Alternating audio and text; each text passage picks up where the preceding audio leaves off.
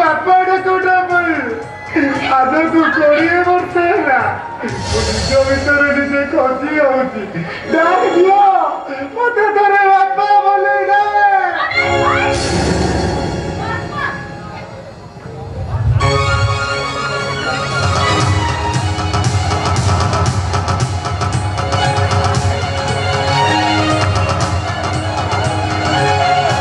ପଳେଇଲା।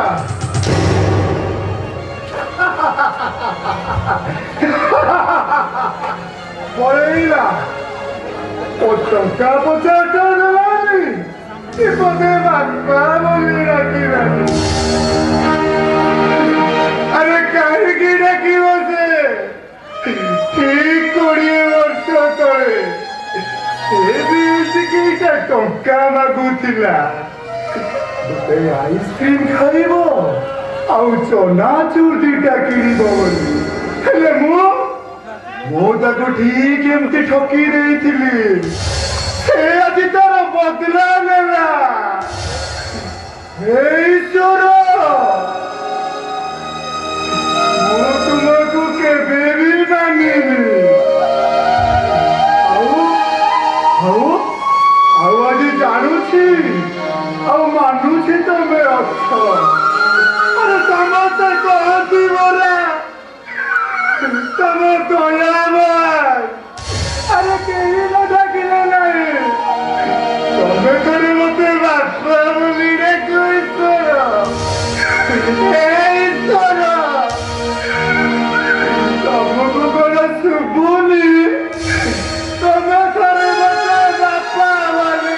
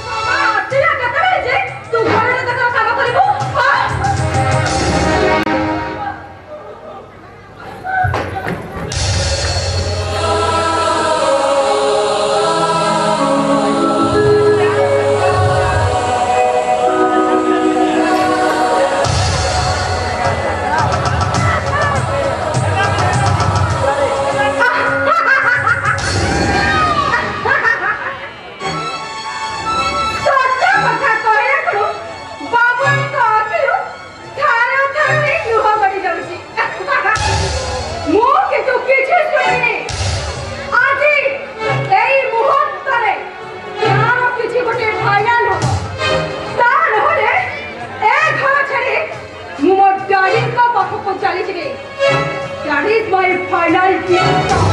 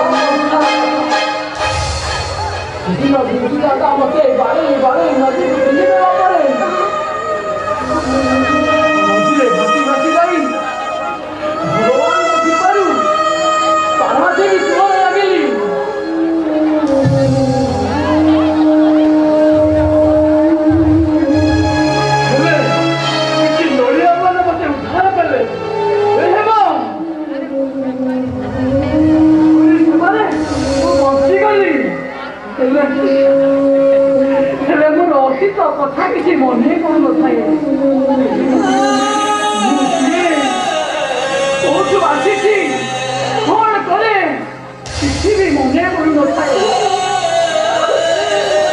ଶେଷରେ ସେଇଠି ରହି କାମ କଲି ଆଉ ପେଟକୁ ଗଣ୍ଡେ ଖାଇଲି ବାସ୍।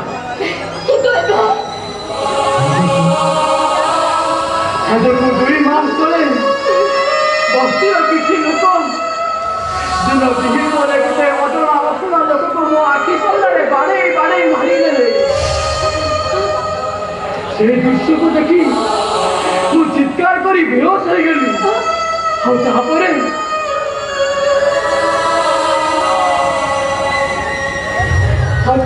ମୁଁ ଦେଖେ ତ ମେଡିକାଲରେ ମୋତେ ଯେମିତି ଲାଗୁଥାଏ ସେ 20 ବର୍ଷର ଠିକିଲା ପରେ ମୋର ଗୋଟିଏ ଗୋଟିଏ ହୋଇ ସମୟ ମନେ ପଡ଼ିଥାଏ।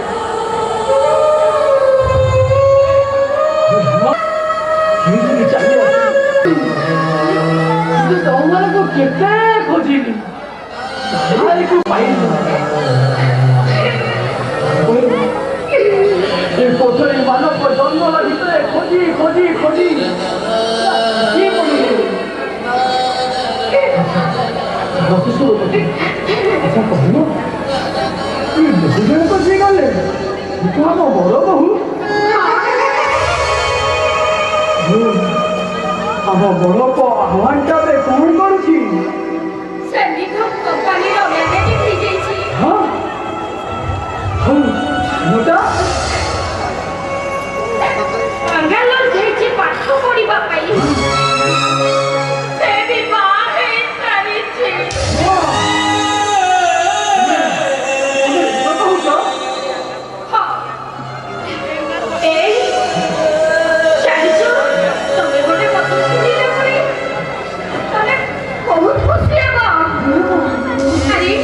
ଆମର 3ଟା ପୁଅ ବୋହୂ ବ୍ୟତୀତ ଆଉ ଗୋଟେ ପୁଅ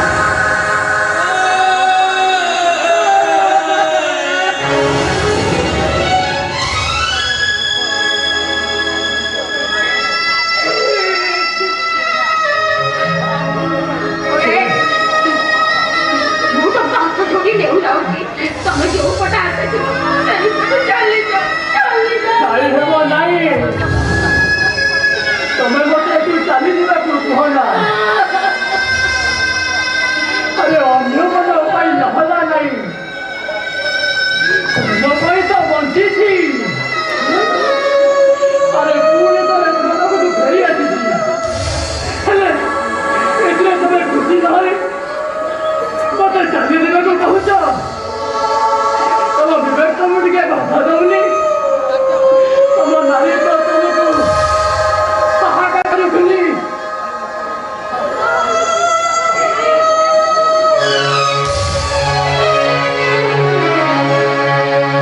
ତମେ ଦିନେ କହୁଥିଲ ନା ରାତି ରାତି ଦିନ ଦିନ ରାମାୟଣ ମହାଭାରତ ପଢେଇ ମତେ ତମେ ଶୁଣେଇ କହୁଥିଲ ସ୍ୱାମୀ ବିନା ଭଗବାନ କୃଷ୍ଣଙ୍କ ମୁହଁରେ ବି ଶୋଭା ପାଏନି।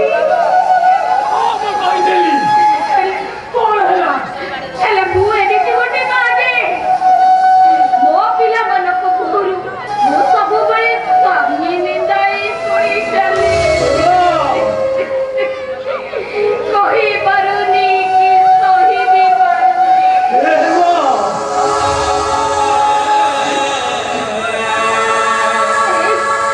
ତମେ ନଥିଲ ସେମାନେ ଯାହା କହୁଥିଲେ ମୁଁ କହି ଯାଉଥିଲି। ହେଲେ ତାଙ୍କ ଆଗରେ ସେମାନେ କହିଲେ ମୁଁ କେବେ ସହିପାରିବିନି ମୁଁ।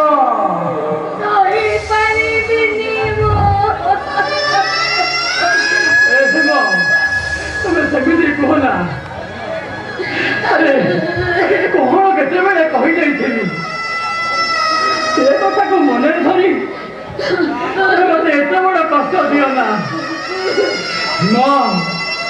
ଜନ ସତ୍ୟକୁ ପାଥେୟ କରି ଆମେ ଆମ ଜୀବନରେ ପାଇଲେ କଣ? ସ୍ୱାମୀ ହିସାବରେ କେବେ କିଛି ତୁମକୁ ମାଗିନି, ଜୀବନରେ କେବେ କିଛି ମାଗିନି। ମୁଁ ତୁମକୁ ହାତ ଯୋଡୁଛି, ନିଜ ହାତରେ ଲଗାଇଥିବା ଗଛ ମୂଳେ ଟିକେ ବସିବାକୁ ଦିଅ, ସେ ଗଛର ଫଳ ଖାଇବାକୁ ଦିଅ।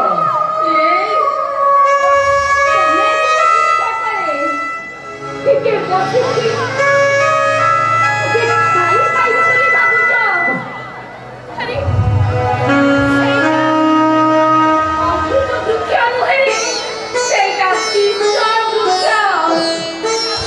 ଆରେ ସେ ବିଷ ଫଳ ଖାଇଲେ ତମ ଭୋକ ମିଟିବ ନାହିଁ, ବରଂ ତମେ ଶେଷ ହେଇଯିବ। ଶେଷ ହେଇଯାଏ ଯେତିକି ଦିନ ବଞ୍ଚିବି ତୁମକୁ ଆଖି ପୁରାଇ ଦେଖିପାରିବି ତ? ନା କର ନା କର, ମନା କର ନା।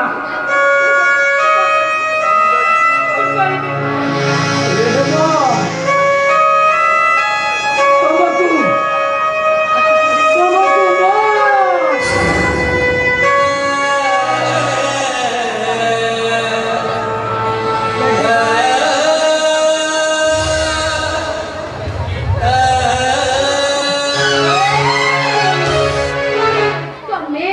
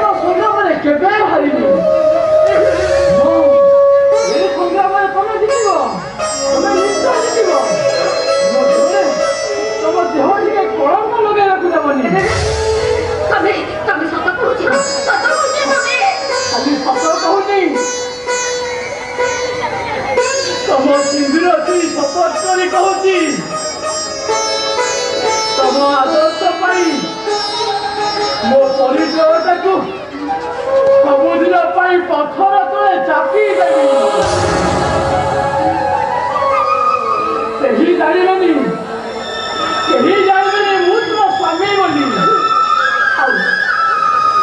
आकाश आहन बापा बोली चलो भीतर को चलो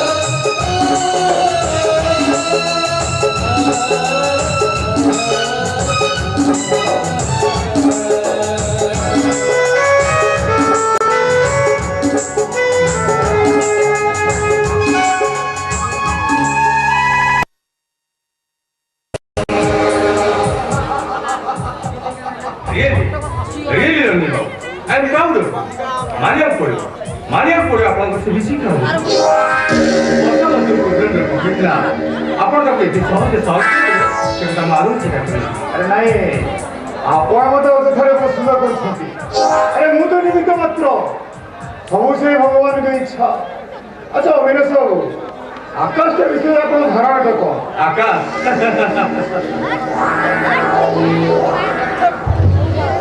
अरे आकाश तो मोबाइल पूर्णिमा आकाश सांग रियली रणधीर बाबू माँ तो वर्ष जो आकाश पड़ी जोड़े सारा जीवन मत टेंशन में पड़ेगा माने पड़ो अपन सिलेक्शन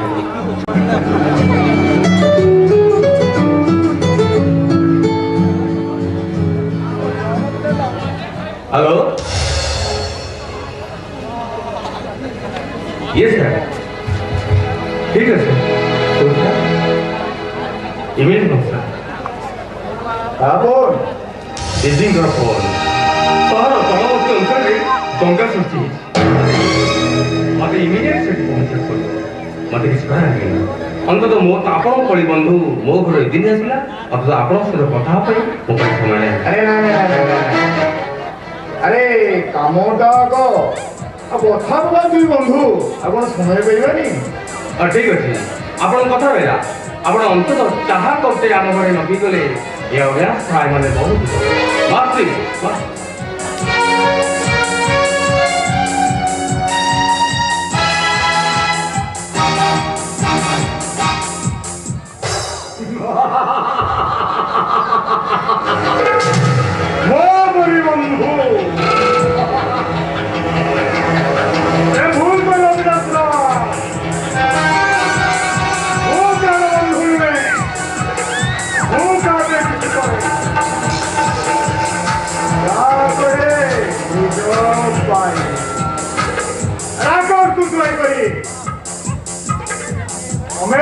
खुशी निभा खुशी मो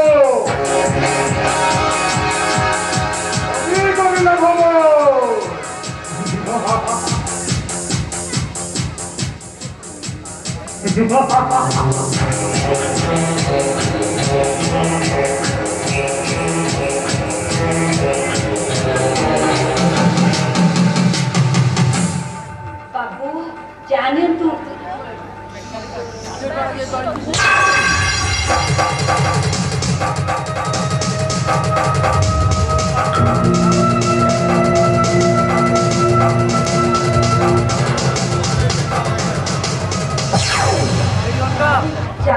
ना कौन बाबू जानी किए भी बाबू मु तो हूँ घर चाकराणी नारू कौन पाइबे बाबू मत चाकराणी बोली डाकिले चलो नियंतु बाबू जा नियंतु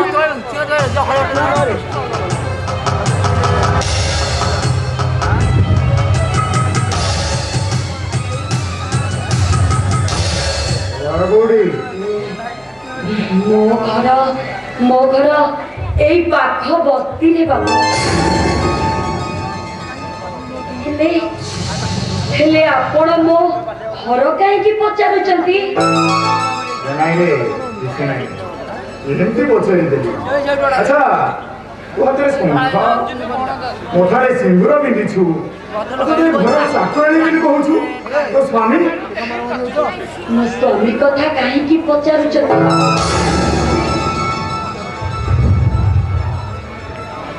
ସେ ତ ଗୋଟେ ଘୋଡ଼ା ମତୁଆ ତାରି ପାଇଁ କେବଳ ତାରି ପାଇଁ ମୁଁ ତ ଏ ଘରେ ଚାକରାଣୀ ଭାବରେ କାମ କରୁଛି ବାପୁ।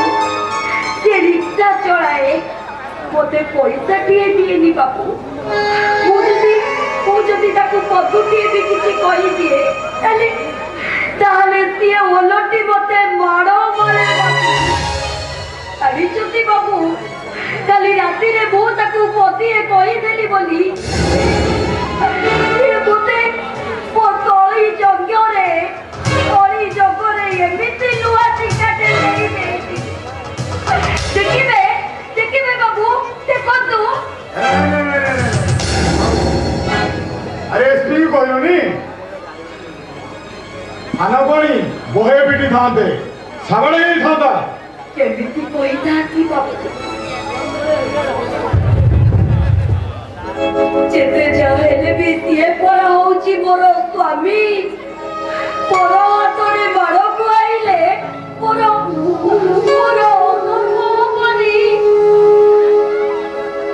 ଠିକ ଅଛି ଆଉ ତୋର ସବୁ ଘରେ କିଏ ଅଛନ୍ତି? ଆଉ କିଏ ରହିବ ବାବୁ? ଆଉ ଘରେ ମୋର ଗୋଟେ ପଢିଲା ଝିଅଟିଏ ଅଛି। ଆଚ୍ଛା ହଉ ସ୍ୱାମୀଙ୍କ ବିଷୟରେ କହିବି ସୁବିଧା ଅସୁବିଧାରେ ନିଶ୍ଚୟ ସାହାଯ୍ୟ କରିବେ। ମୁଁ ଆସୁଛି। ଶୁଣନ୍ତୁ ବାବୁ ହଁ କଣ ହେଲା?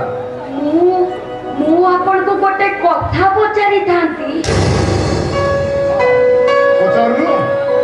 ବାବୁ ଆପଣ ମତେ ଏମିତି ପ୍ରଥମେ ଦେଖି ଏମିତି ଡରିଗଲେ କାହିଁକି? ମାନେ ଆପଣଙ୍କ ମୁହଁରେ ସେଇ ଝାଳୁଆ ମୁହଁଟା କହିଦଉଛି ବାବୁ।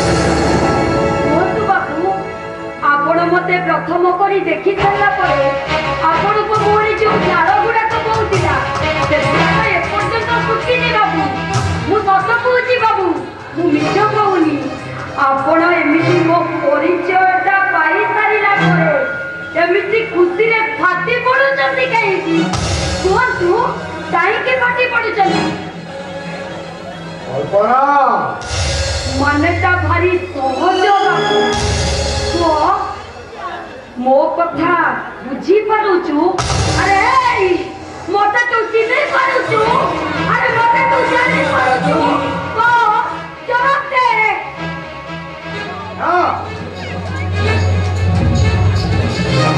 ମୁଁ ଚିହ୍ନି ପାରୁନି ନା ଛଡ଼ା ତୋ ଘରେ ଚିନ୍ତା ଚିହ୍ନିବା ପାଇଁ ମୋ ପାଖେ ସମୟ ନାହିଁ।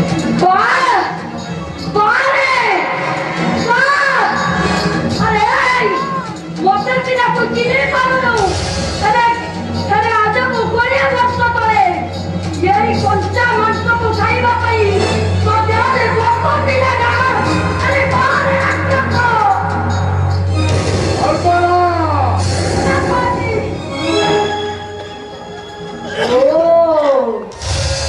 ତାହେଲେ ଚିହ୍ନି ପାରିଲୁ ନା? ହେଲେ ନ ଚିହ୍ନିବାର ଅଭିନୟ କରୁଥିଲୁ କାହିଁକି? ଭାବିଥିଲୁ ଆଜକୁ 20 ବର୍ଷ ତଳେ ମୁଁ ତତେ ଚିହ୍ନି ପାରିବିନି ବୋଲି? ହେଲେ ମୁଁ ତତେ ଠିକ ଚିହ୍ନିଛି। ଆଜି ମୁଁ ତତେ ଠିକ ଜାଣିପାରିଛି। ଆସ୍ତେ ଟିକ ନହେଲେ କଣ କରିବୁ ମୋର? କଣ କରିବୁ? ଆରେ ଆଉ କଣଟା ମୋର ଭାଗ୍ୟରେ ରହିଛୁ? ଯଦି ଇଚ୍ଛା ହଉଛି ତାହେଲେ ଆଜି ବଡ ଇଚ୍ଛା ଏ ଦେହଟାକୁ ଆଉ ଥରେ ଜୁଡ଼ି ଖାଇଯା।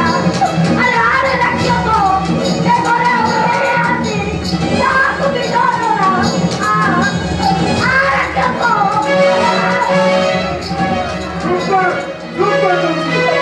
କାହିଁକି ଚୁପ୍ କରିବି? କଣ ପାଇଁ ଚୁପ୍ କରିବି? କଣ ତତେ ଡରି କରି?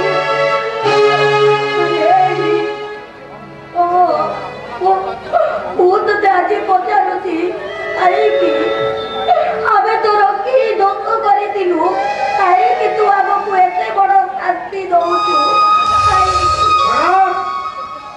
କଣ କୌଣସି କଥା ଉତ୍ତର ଦେବାକୁ ମୁଁ ମଧ୍ୟ ନୁହେଁ। ତା ନହେଲେ ମୁଁ କାଲି କାଟି ତତେ ଧ୍ୱଂସ କରିବି ଆଜି ସଂସାର କରିବି। ରାକ୍ଷସ ପାଟି ଚୁপ କରି ଚୁପଚାପ ଠିଆ ତା ନହେଲେ ତୋର ସେ ଯୋଗ ଦାଉଦିଆ ଚେହେରା ଭିତରେ ଲୁଚି ରହିଥିବା ସେଇ କୁତ୍ସିତ ଚେହେରାକୁ ମୁଁ ଆଜି ଦେଶ ଦୁନିଆ ଆଗରେ ଖୋଲି ଦେବି। କହିଦେବି ତୁ ହଉଛୁ ଗୋଟେ ଚୋରା ନିଶା ବେପାରୀ ତୁ ହଉଛୁ ଗୋଟେ ନାରୀ ସୁସ୍ଥ ଲୋଭି ଗୋଟେ ନର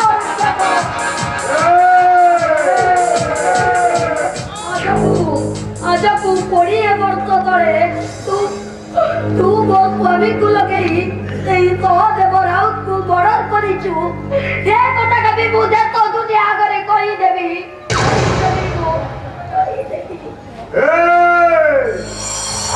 ରକ୍ତର ଗରମଟା କମେଇ ଦେ ତାହେଲେ କଣ କରିବୁ ତୁ ରାକ୍ଷସ କଣ କରିବୁ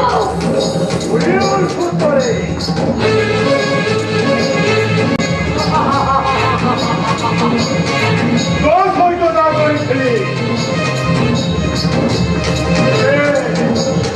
ତୋ ଝିଅ ସହିତ ସେ କରିବି।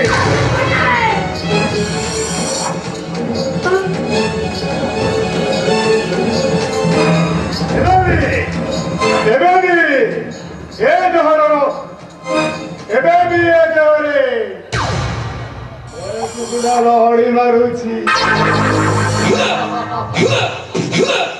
ଆତ୍ମପ୍ରକାଶ କରିବୁ ମାନେ ତୁ ତୋ ଝିଅ ସମସ୍ତେ ନିର୍ଣ୍ଣୟ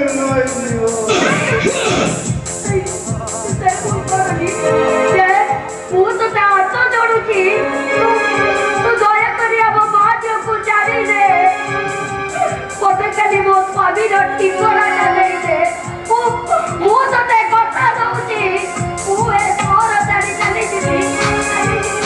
ତୋ ସ୍ୱାମୀର ଠିକଣା ଦରକାର ନା ମୁହଁରେ ତାଲା ପକାଇ ଦେ ଠିକଣା ପାଇଯିବୁ।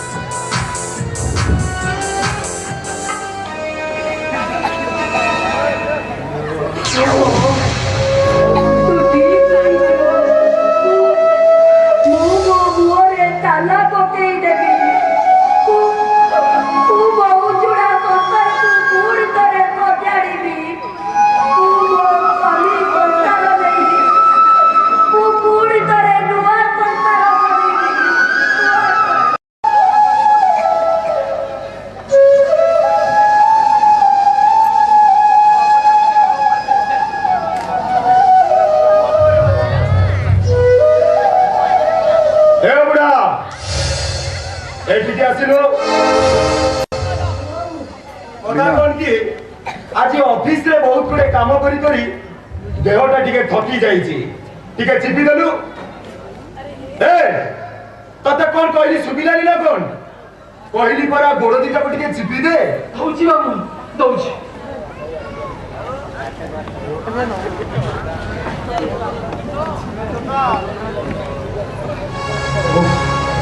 हाँ से गोड़टा को टिके भल किछि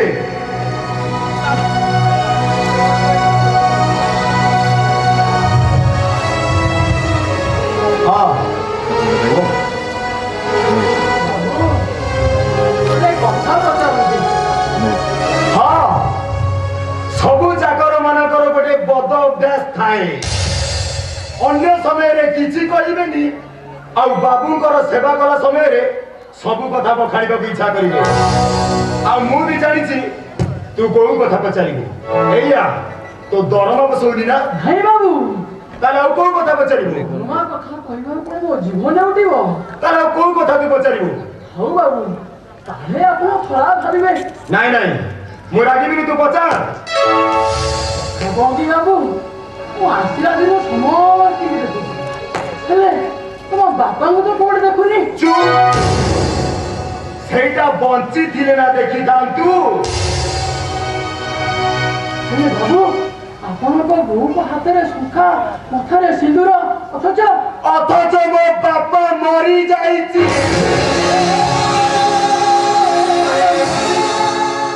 ଆରେ ମରି ଯାଇନି ଯେ ମୋ ପାଟରୁ ଗୋଟେ କଣ୍ଟା ଯାଇଛି। ଆପଣଙ୍କ ବୋଉ କଣ ଜାଣି ଶୁଣି ହାତରେ ଶଙ୍ଖା ମଥାରେ ସିନ୍ଦୁର ପିନ୍ଧୁଛନ୍ତି? ହଁ ତାର ବିଶ୍ୱାସ 20 ବର୍ଷ ତଳେ ତାର ମରି ଯାଇଥିବା ସ୍ୱାମୀ ହୁଏତ ବଞ୍ଚିଛି। ତୁମରେ ଭଲ କଥା। ତମ ବୋଉଙ୍କ ବିଶ୍ୱାସ ବଳରେ ତମ ବାପା ଫେରି ଆସନ୍ତି। ପାଗଳ କୋଉଠିକା ମଲା ଲୋକ କେବେ ବଞ୍ଚିକି ଆସିବାର ଦେଖିଲୁଣି? ଭଗବାନ ଚାହିଁଲେ କଣ ନହେବ? ଯଦି ତମ ବୋଉଙ୍କ ବିଶ୍ୱାସ ବଳରେ ତେବେ ଫେରି ଆସନ୍ତି ତାହା ତେବେ କଣ କରିବ?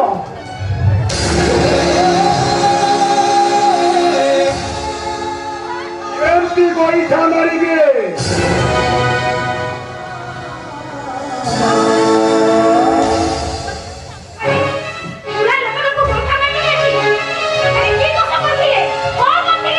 ତୋ ସ୍ୱାମୀ କଥା ସେ ମୋ ଆଗରେ ବଖାଣୁଥିଲା।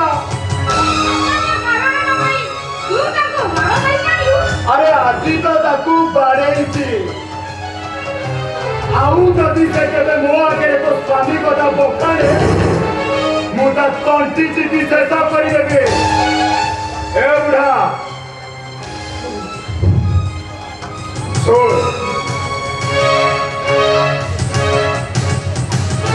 ତୁ ଯେମିତି ଏ ଘରର ଗୋଟେ ଚାକର, ମୋ ବାପା ସେମିତି ଏ ଘରର ଗୋଟେ କୁକୁର।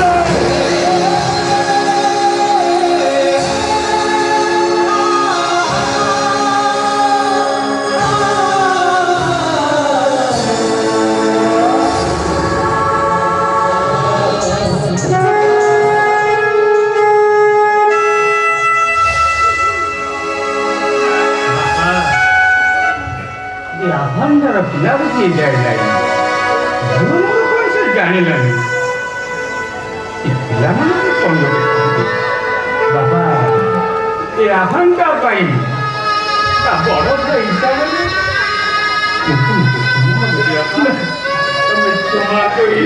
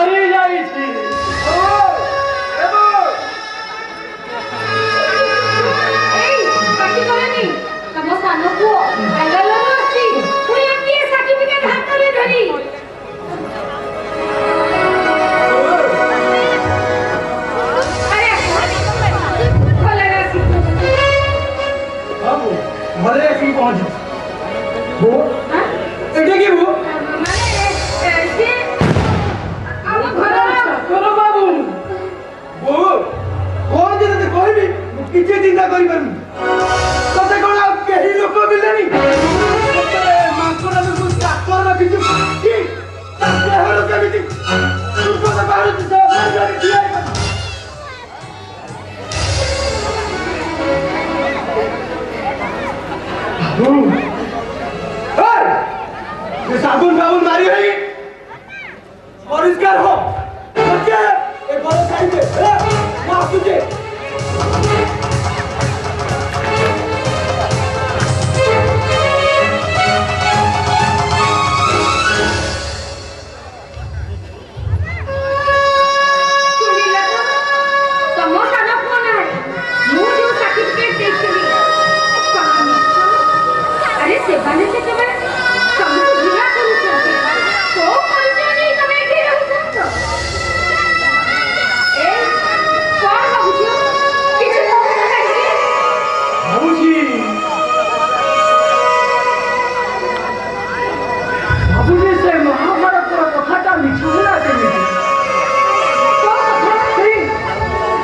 ବୁଝିଲ କହୁଛି ନା ସୁଭଦ୍ରାକୁ ଚକ୍ର ବିହର ଭିଡ଼ କରିବାର କୌଶଳ ଏବେ ଅଭିମନ୍ୟୁ ତା ଗର୍ଭ ଖାଇ ସବୁ ଶୁଣିଥିଲେ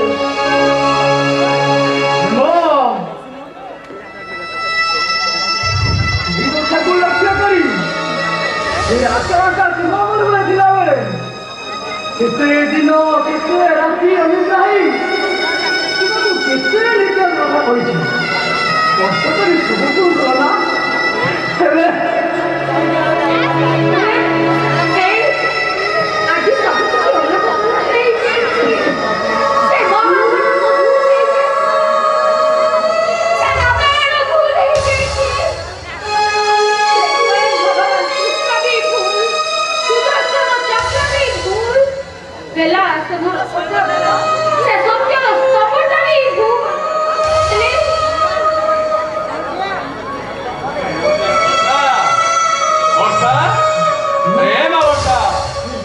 ବର୍ଷା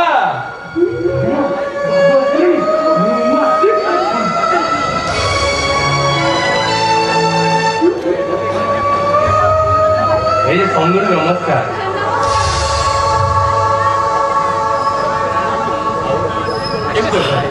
ଆରେ ବା ବାହାଘର ଏତେ ଦିନ ହେଇଗଲାଣି ଦିନେ ବି ପଚାରି ନାହାନ୍ତି ଆପଣ ସମୁଦ୍ରୀ କେମିତି ଅଛନ୍ତି?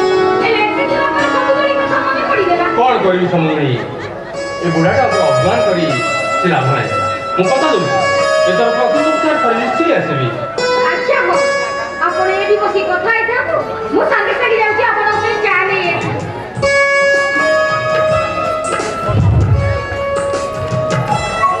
ବାପା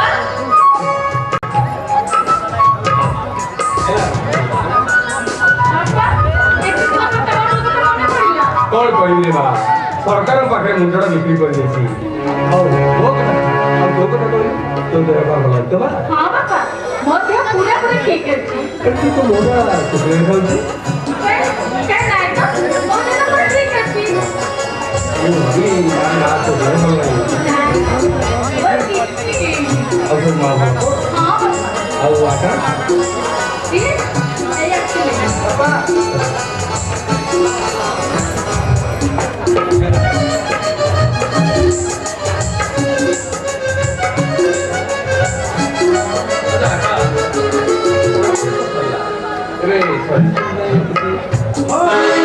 ମୋ ପାଖେ ତ ଅନେକ କମ୍ପାନୀର ସର୍ଭିସ୍ ଆସିଲାଣି କିନ୍ତୁ ରଞ୍ଜିତ ବାବୁ ତାଙ୍କ କମ୍ପାନୀରେ ମୋତେ ରହିବା ପାଇଁ ରିକ୍ୱେଷ୍ଟ କରୁଛନ୍ତି କିନ୍ତୁ ମୁଁ କୋଉଠି ଜଏନ୍ କରିବି ଭାବିନି।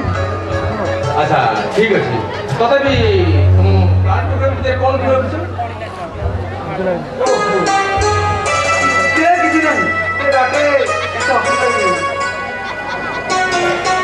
ଠିକ୍ ଅଛି ତାହେଲେ ଆଗକୁ তুমি ସେ ରଞ୍ଜିତ ବାବୁଙ୍କ ପାଖରେ ରହିଲେ ମୁଁ ଭାବୁଛି ବୋଧେ ଜିନିଷଟା ଭଲ ହେବ। ଆଜ୍ଞା ଆଚ୍ଛା ଆକାଶ ଏଇ ଯେ ଗଲେ ସେ କିଏ ସେ ପରା ମୋ କାର୍ ଡ୍ରାଇଭର ଭାଇଙ୍କୁ ଅଫିସରୁ ବାହାରିଲା ପରେ ଆଉ ଘରର ବୁଲା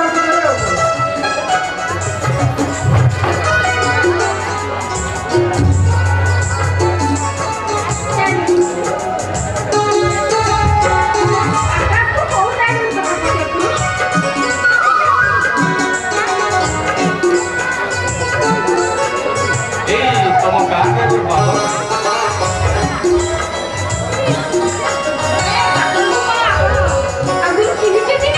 ଆରେ ସେ ଜିନିଷ ମିଳୁନି ଜୀବନର ଶେଷ ପର୍ଯ୍ୟନ୍ତ ମନେ ରଖିଥିବି ପୁରାଣ ଯୁଗର ସର୍ବୋତ୍ତି ହରିଶ୍ଚନ୍ଦ୍ର ଭଳି ଜଣେ ଲୋକ ଥିଲେ କଥାଟା ଆଦୌ ଆଗରୁ ବିଶ୍ୱାସ କରୁନଥିଲି ହେଲେ ତମ କାର୍ରେ ଏବେ ବାଦଳର ଅତୁଳନୀୟ ତ୍ୟାଗ এই অবিশ্বাস আখি দিটা যৌদিন দেখিলা সেদিন চিন্তা করি পুরাণ যুগের যাহা কিছু লেখা রয়েছে সে কাহারি মনমরা কথা নিয়ে নিরাট সত্য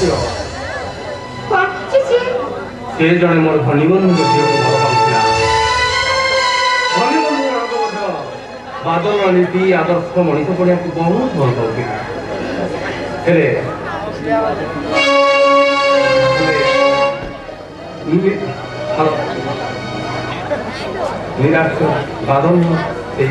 ହେଲେ ଆପଣ ଏସବୁ ଜାଣିଲେ କେମିତି?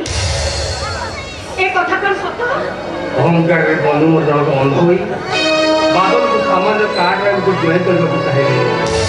ଠିକ୍ ସେଇଭଳି ଏକ ଘଡ଼ିସନ୍ଧି ମୁହୂର୍ତ୍ତରେ ଅସହାୟ ବାଦଲ ବଦଳରେ ଟଙ୍କା ବଦଳରେ ବିକିଣା କିଣି ନେଲେ ବନ୍ଧୁ।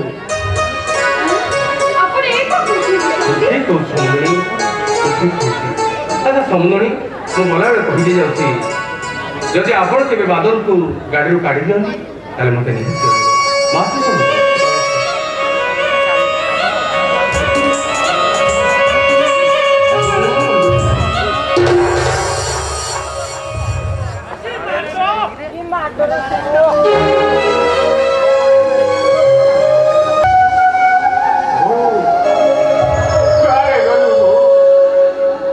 ତୁ କଣ କିଛି ଜାଣିପାରୁନୁ?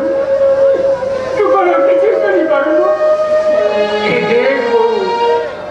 ଚୌପାଦଲକୁ ତୁ ଦିନେ ଯେ ବଦଳରେ କହିପାରୁନଥିଲୁ, ସେଇ ବାଦଲ ଏ ଦୁନିଆର ଆଜି ସବୁ ଦୁଃଖ ଯନ୍ତ୍ରଣାକୁ ସହି ନୀଳକଣ୍ଠ ସାଜିଛି। ନୀଳକଣ୍ଠ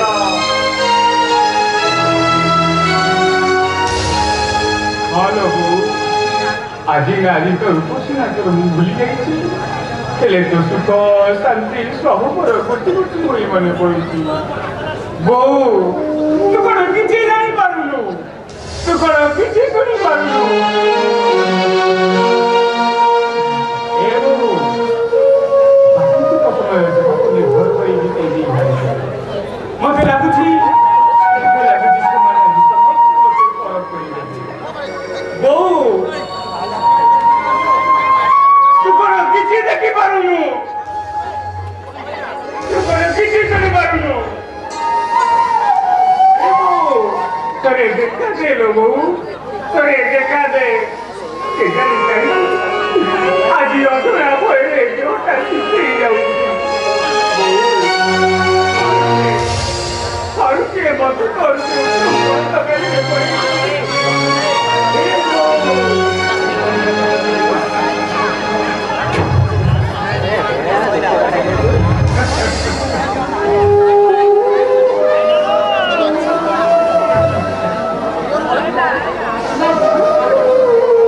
ଆଜି ତ ବୋଉ କଥା ବହୁତ ମନେ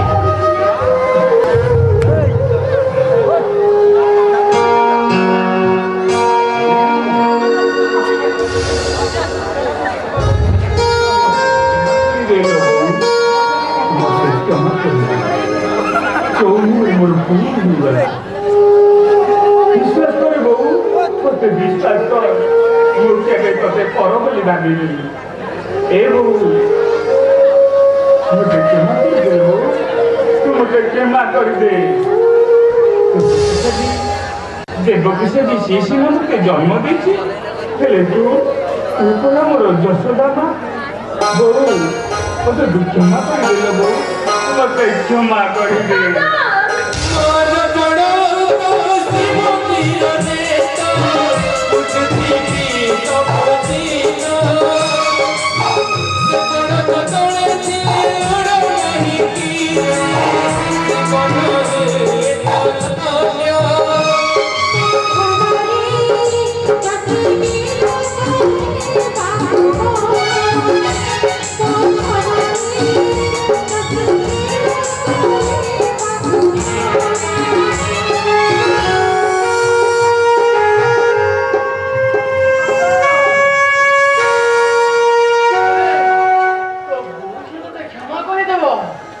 ହେଲେ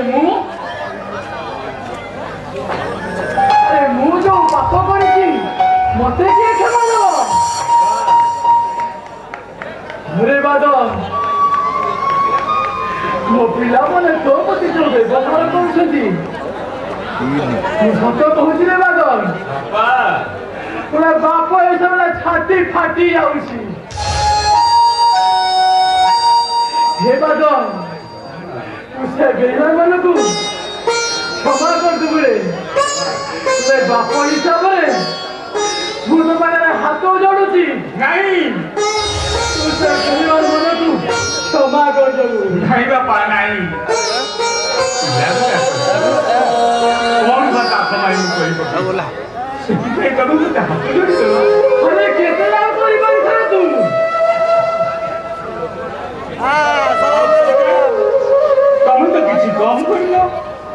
ସୃଷ୍ଟିକର୍ତ୍ତା ହିଁ ତାଙ୍କୁ ଦୁନିଆ ଦେଖେଇଛ ଆସୁ ପଛେ ଯେତେ ଝଡ଼ ନୋଇବ ନାହିଁ ମଥା କଥାଟାକୁ ସତ୍ୟରେ ପ୍ରକାଶ କରିଛ ଆଚରଣରେ ବ୍ୟବହାର କରିଛ ଆଉ ସେଥିପାଇଁ ନିଜ ଘରେ ନିଜ ତମେ ଚାକର ସାଜିଛ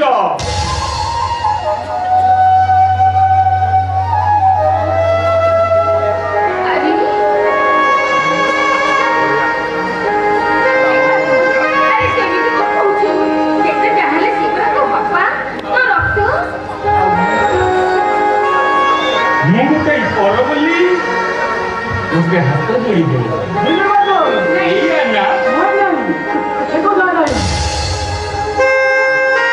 बापा ए आकाश श्रावण ज्योति एमानू देखि मु कोन भाबे जानिछ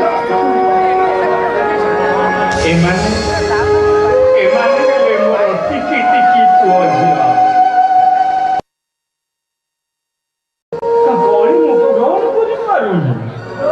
पिलाମାନେ ରାଗି ଯାଇ କିଏ ଗୋଇଠା ମାରୁଛି ତ କିଏ ଚାପୁଡାଇ ମାରୁଛି ଆଉ କିଏ ଟେକା ପକଉଛି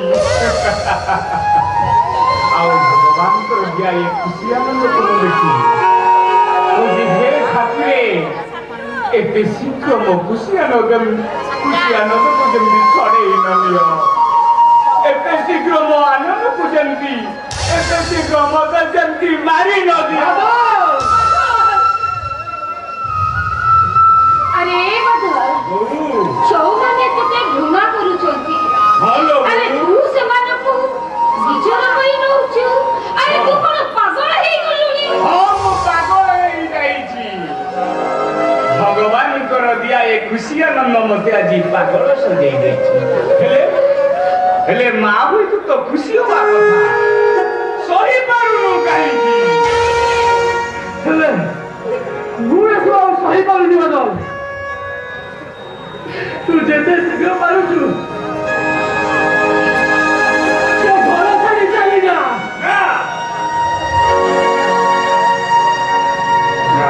बाबा देखि आमे तोर बाप मां आमा कथा मान आमे आ तोर दुख देखि पारिबुनी तू तो चली जा बात चली जा ना वारे दिबिनी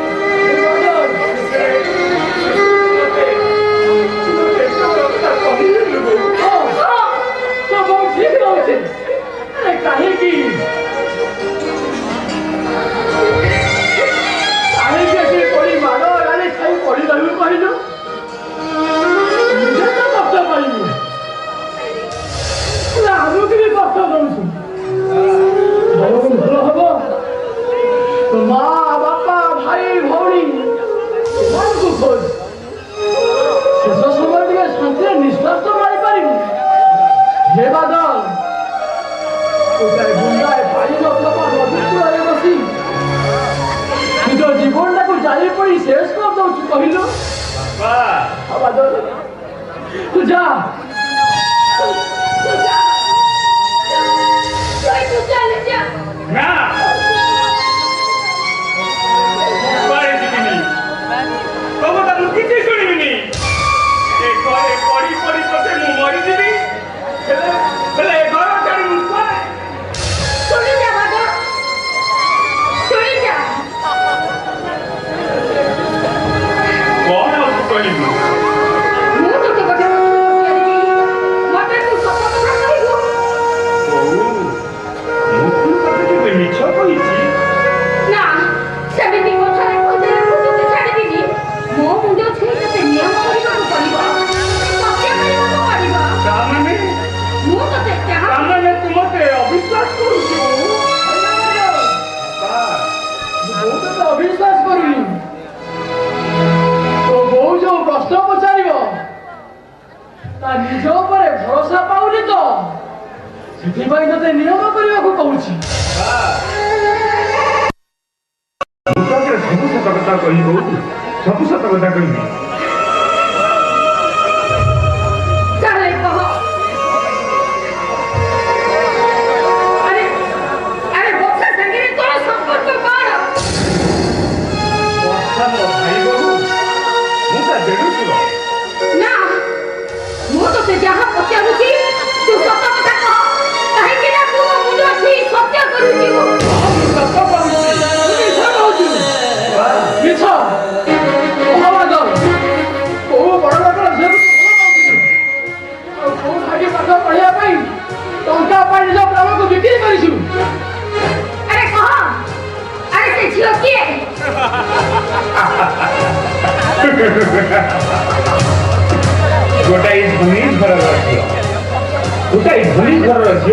ଗାଈ କଣ କେବେ ଭଲ ପାଇପାରେ କାହାଠୁ କଣ ଶୁଣି ନା ମତେ ଏମିତି ସେମିତି ଲୋକ କହିନାହାନ୍ତି ମତେ ଏସପି ଅବିନାଶ ରାୟ କହିଛନ୍ତି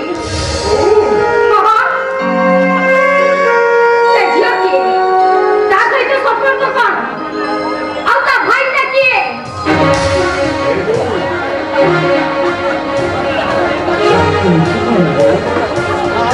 କହିପାରିବୁନି ଆରେ ଏ ନିୟମଜ୍ଞା ତୁମେ ତୁମେ କଥା ନଥିଲୁ ତୁମେ କହିଲୁ କଥା କହିଲୁ ଆରେ ତୁ କଣ କହିଲି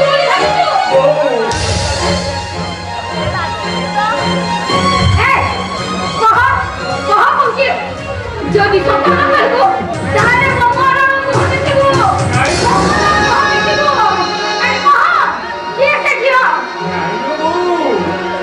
মরিଯିବୁ ଏତେ ବଡ଼ କଥା କଣ ମୁଁ କେବେ ଜାଣିପାରିବି ତୋରି ନିୟମରେ ପରା ବନ୍ଧ ପଡ଼ିଛି ଆଉ ଜଣଙ୍କ ପାଖରେ ଆଜି ପୁଣି ତୁ ସେଇ କଥା କରିଦେଲୁ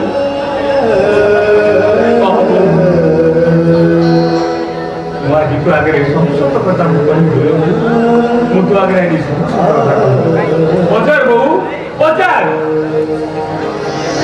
ସେ ଝିଅ ସହିତ ତୋର ସମ୍ପର୍କ କଣ ଆରେ କିଏ ସେ ଭାଇ କିଏ ସେ ଝିଅ ହଉଛି ଏସପି ଅଭିନାଶ ବାବୁଙ୍କ ଝିଅ ବର୍ଷା ଆଉ ସେ ଭାଇଟି କିଏ ଯାହା ପାଇଁ ତୋ ପ୍ରେମକୁ ତୁ ଟଙ୍କା ବଦଳରେ ବିକ୍ରି କରିଦେଇଛୁ ସେ ଭାଇ ହଉଛି ମୋ ଆକାଶ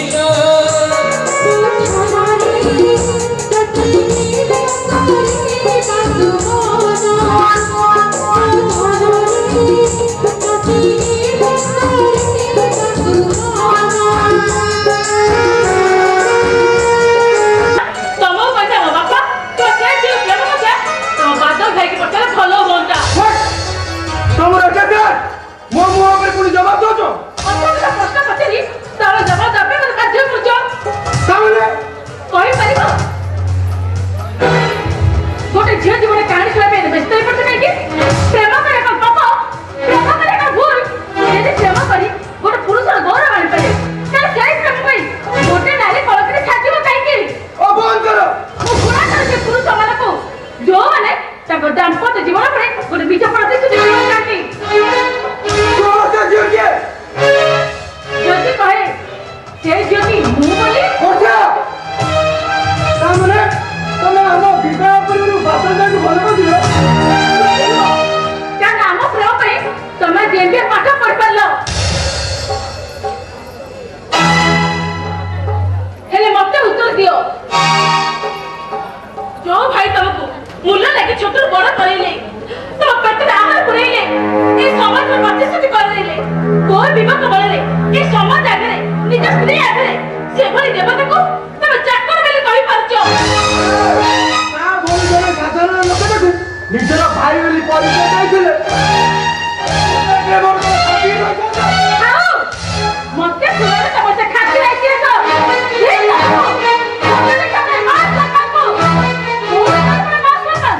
ଯେତେବେଳେ ଦି ମୁଠା ଦି ଓଳି ଖାଇବାକୁ ପାଉନଥିଲ ଆଉ କୋଉଠି ଥିବ ତମର ସମ୍ମାନ ଯେତେବେଳେ ସୁନ୍ଦର ଝିଅକୁ ଘୋଡା ଦେବେ ତମ ବୋଉଙ୍କ ପାଖରେ ଖଣ୍ଡେ ଚିରା କପଡା ନଥିଲା ଆଉ କୋଉଠି ଥିବ ତମର ଖାତିର ଇତିହାସ ସ୍କୁଲ ଫିସ୍ ନ ଦେଇପାରିବାରୁ ସାର୍ ମାନେ ତମକୁ ସ୍କୁଲ ବାହାର କରିଦେଉଥିଲେ ହେଲେ ତମେ ଭୁଲି ଯାଉଛ ତମର ଜାତିହୀନ ଭାଇ ନିଜେ ପୁଙ୍ଗୁଳ ରହି ତମକୁ ପୋଷାକ ଦେଇଥିଲେ ତମ ପେଟ ପୁରେଇଥିଲେ ଆଉ ନିଜ ପ୍ରେମକୁ ବିକ୍ରି କରି ତମକୁ ଏମ୍ବିଏ ଆଡମିସନ କରାଇଥିଲେ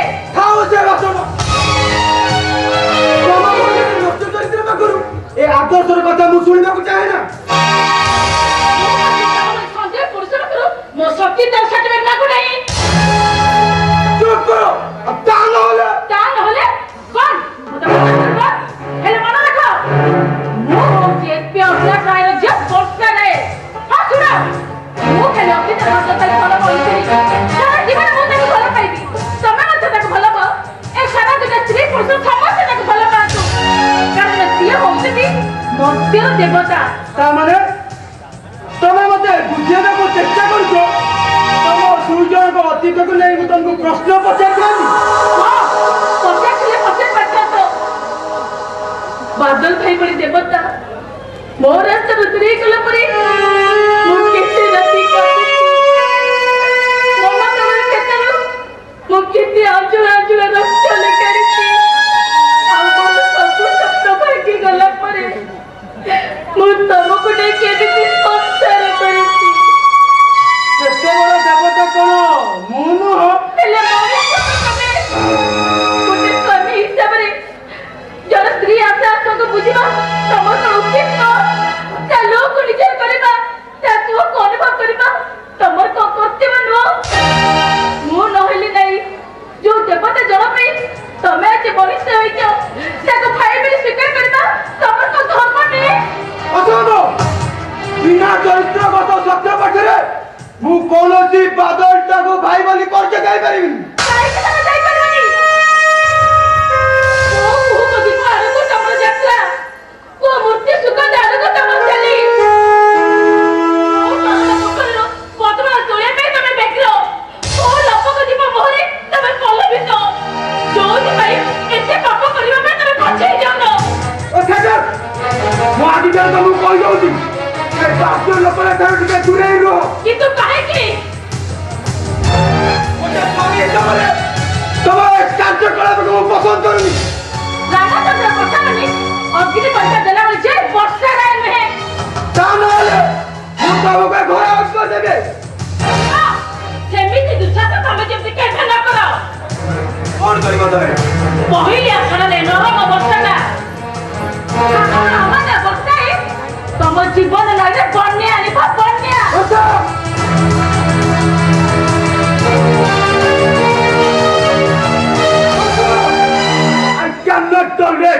ମତେ ପୁଣି ଦେବ ନା କୌଣସି ପ୍ରକାରରେ ଜାତିଗତ ହୀନ ବାଦଲଟା ଏ ଘରୁ ଆଉଟ କରିଦେବାକୁ ପଡିବ ଯଦି ମୋ ସ୍ତ୍ରୀ ବନ୍ୟା ହେଇ ମତେ ବୁଡେଇବାକୁ ଚେଷ୍ଟା କରେ ମୁଁ ଅବଶ୍ୟ ଏଟାକୁ ପିଣ୍ଡାଇବି କରିଦେବି